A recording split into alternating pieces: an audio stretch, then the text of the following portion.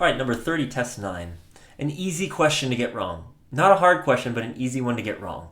Because I wouldn't blame you if you thought the y-intercept looked like 402. But of course, that value is 10.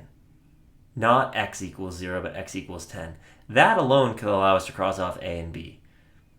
Right? And then we could pick a real value to just see what happens. For instance, 10, comma, approximately 402.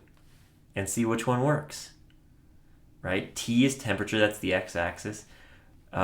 D is sales dollars, right?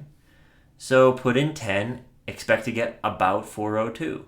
Well, the first thing I'm noticing is that C won't give us that, because that would be 330, right? That's 33 times 10 plus 300. And that's clearly, much bigger than 402. It's 630. I don't know the math exactly here. I mean, I can do it though. That'd be 330, right? 10 times 33. 33 times our T value of 10 plus 84. And what does that equal? 414, I think, which is pretty darn close. And if I wasn't convinced by that, go try out another point. What is a nice, clean-ish looking point? I don't know. Let's pick 20. It's an easy number to work with. What are we expecting to get on that line of best fit? About 750. So some people get confused, by the way, and they'll be like, I was looking for the points. It says for the line of best fit, they're always going to ask you that way. So 750 is what I would be expecting when we get 20 for T. So 20, 750.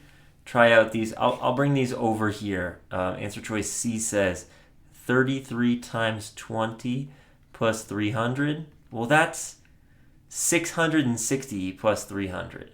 Sorry, I messed that up. 300. That would be 960. Let's see if D is closer. Hopefully it is. 33 times 20. Again, I picked 20 because it's easy to work with. That's 660 plus 84. That's equal to 660 and 84, I believe, is 744, I think, which is pretty darn close. Right, so it is D. And by the way, you're not going to pick one of these two answers, even if you thought that this was the y-intercept. You're not going to pick that if you put in values. So even if you didn't notice that this was 10, 402 at first, you could go to any of these other values, try out a couple of them. It's always good to try out a couple of them. It's always good to try out points on, the further end of the graph where people aren't going to spend as much time. There's less likely to be an answer that's formed from just picking a point like 20, which is in the middle of the graph, whereas two answers were formed based on a sort of an analysis of what happens at the far left edge, the sort of beginning of the graph, right? That's where these 402s came from. So by picking values, you're not going to end up picking the wrong answer here, even if you're tempted by it because you're using real values to ground your thinking, right? And of course, this slope looks pretty moderate, so it's hard to see that the slope is 33, but it's because every small little increase of y, every little notch is 100, and every larger notch of x is only 2, right? So even if it just went sort of like, if it looked like 1 to 1 on the graph, that would be a slope of, I guess, 50.